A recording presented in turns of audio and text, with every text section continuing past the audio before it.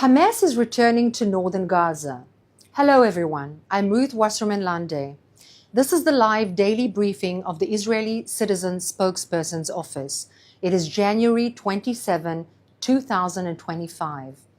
This is the biggest story in the world media right now.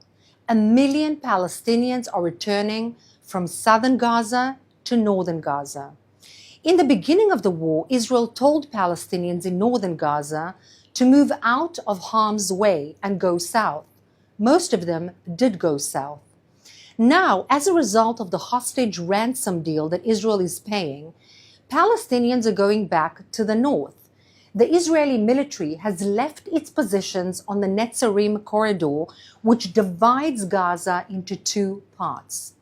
Northern Gaza, by the way, is the closest part of the Gaza Strip to Israel and the southern villages which were attacked on October 7. In fact, it was a major base of operations for Hamas and a launching point for the Hamas terrorists who invaded Israel on October 7th.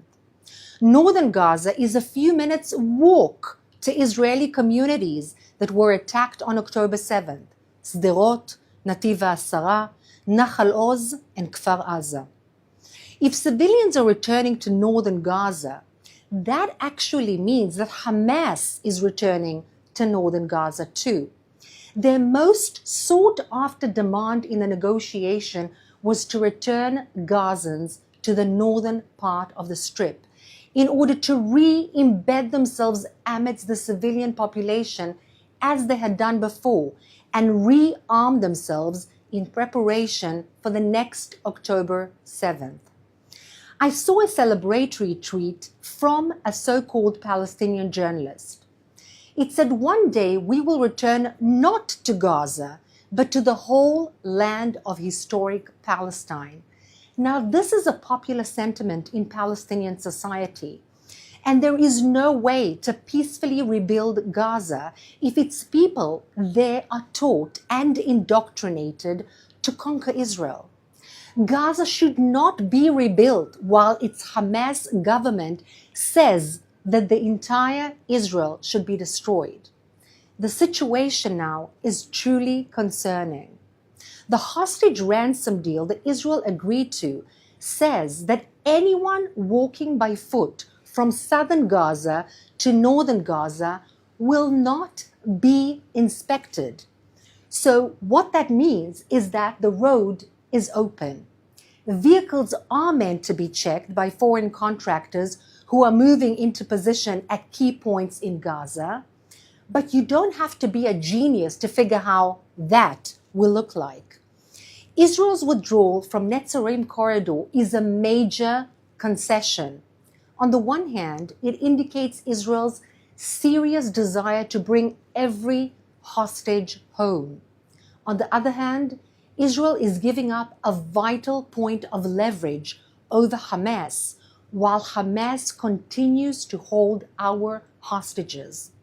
In fact, Hamas is holding still 90 hostages as we speak and has been holding them in atrocious conditions for 479 days. This is an unbearable situation. This week, we are meant to see 6 more hostages come home. This is what we know right now. Arbel Yehud, Agam Berger, and a third unnamed hostage will be released, please God, on Thursday. 3 more hostages will be released, please God, on Saturday. We saw what Hamas did to the 4 Israeli women who were released last Saturday. Thousands of Gazan men, many armed, whistling, shouting, surrounding the Israeli women. Completely and utterly inhumane. Of course, not a woman in sight, except our hostages, only dozens of masked Hamas terrorist men. Oh wait, there was one local woman I saw in the crowd. She was throwing confetti on Hamas terrorists. I assume she was a terrorist mother who was bursting with pride over her terrorist son. Meanwhile, I read and I hear many commentators cynically say that the hostages themselves seemed happy and well taken care of, and even smiled and spoke highly of their captors in Arabic. Well, that is for the truly intelligent or intelligent. Those who were stupid enough to believe that these brave lionesses were not drugged prior to the inhumane ordeal that they were made to go through. Now let's take some questions from our audience watching live on social media. Thank you, Ruth. Is it correct that Islamic Jihad in Gaza is also holding hostages? I've seen reports about this. How does it work between Islamic Jihad and Hamas? So there's a myriad of terrorist groups in the Gaza Strip, also in the West Bank, as in Lebanon, as in every place where there is chaos and instability. In the Gaza Strip, the two main terrorist groups are Hamas, first and foremost, and the Islamic Jihad. By the way, both fed, nurtured, trained, and funded by the Islamic Republic of Iran. Yes, other groups other than Hamas also went in on October 7th and took civilians and others, women, children, captive. And yes, some of them still hold onto them and are negotiating or negotiated their price or ransom for their return with the Hamas. And that is exactly what has happened to our hostage civilian woman, Arbel Yehud, and one of the reasons why the Hamas says that they hadn't returned her on time and actually went contrary to the agreement that they themselves had signed. But we hold the Hamas completely accountable to everything that is going on in the Gaza Strip. This is a question from Instagram. Can you please provide your interpretation of the events that have taken place in southern Lebanon in the past 24 hours?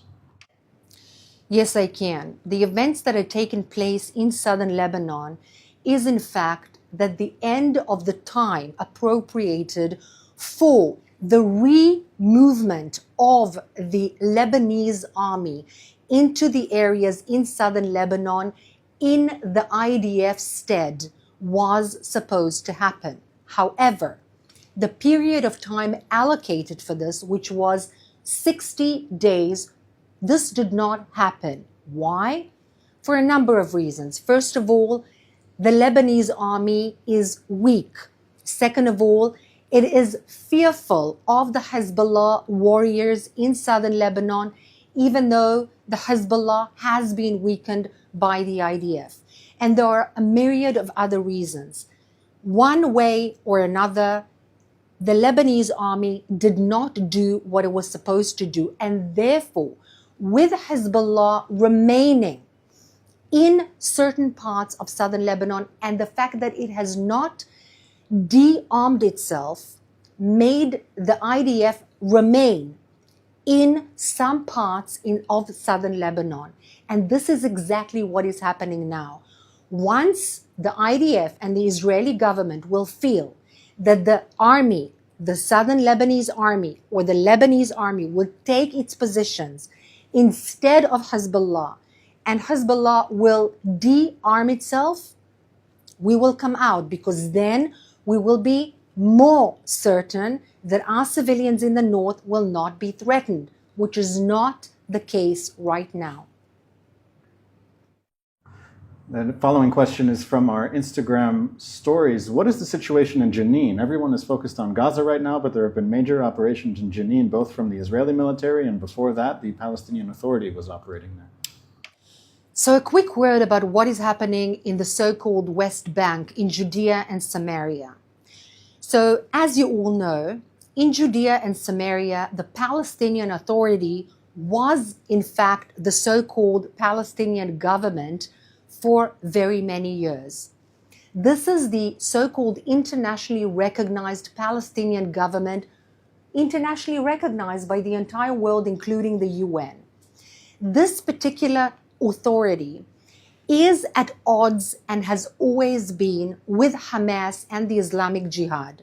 The Islamic Jihad and Hamas are, let's say, Islamic extremist, radical, religiously based organizations, fed and nurtured by the Islamic Republic of Iran, and they had weapons smuggled to them, and they had been strengthened over the past few years by the Islamic Republic of Iran by smuggling via Jordan and antagonistically to what Jordan actually wanted. What was the point? To undermine the internationally recognized Palestinian Authority. Why? Because Iran wanted to be on the border directly with Israel. They wanted chaos in the West Bank.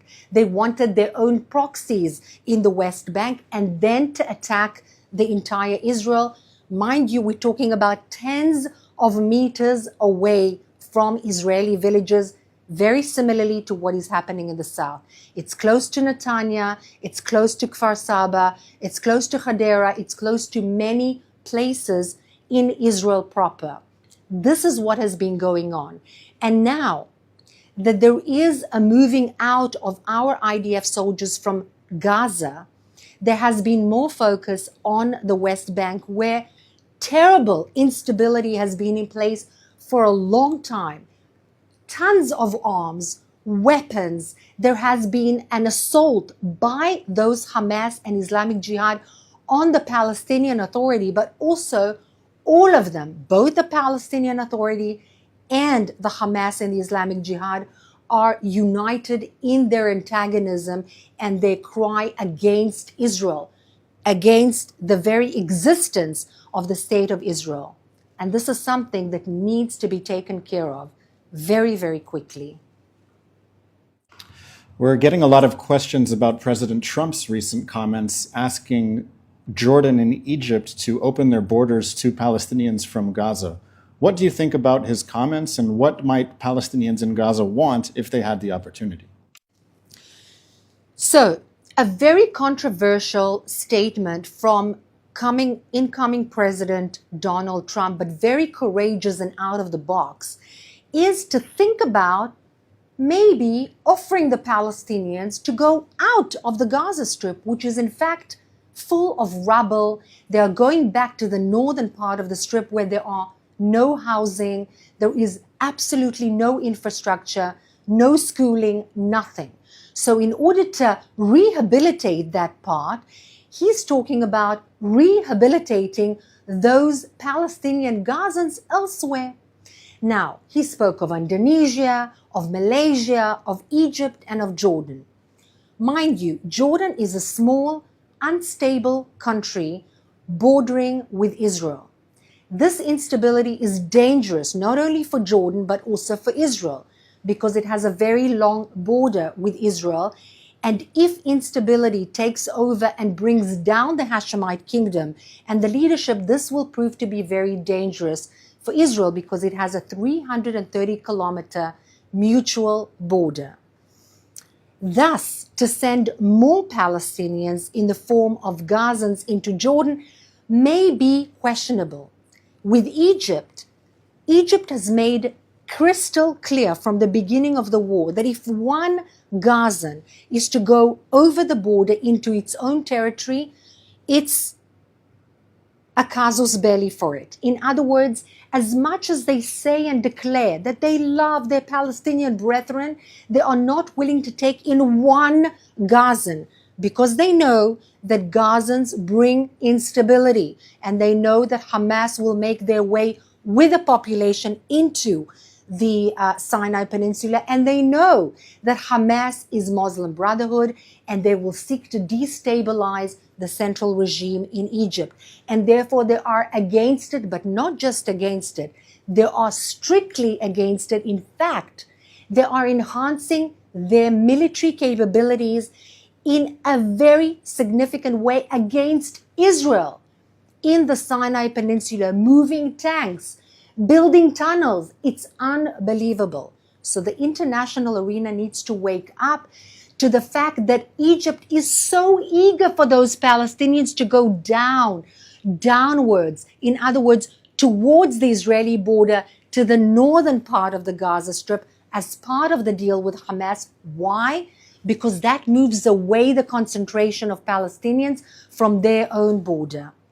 But to move them into the Islamic Republic of Iran that is so concerned about the Palestinians, into Qatar that has so much money and is so concerned for the Palestinians, into Indonesia, into Malaysia is a wonderful idea to throw out there. And there are many Palestinians who are sick and tired of the war, not only from Israel, but from the Hamas leadership that is strict.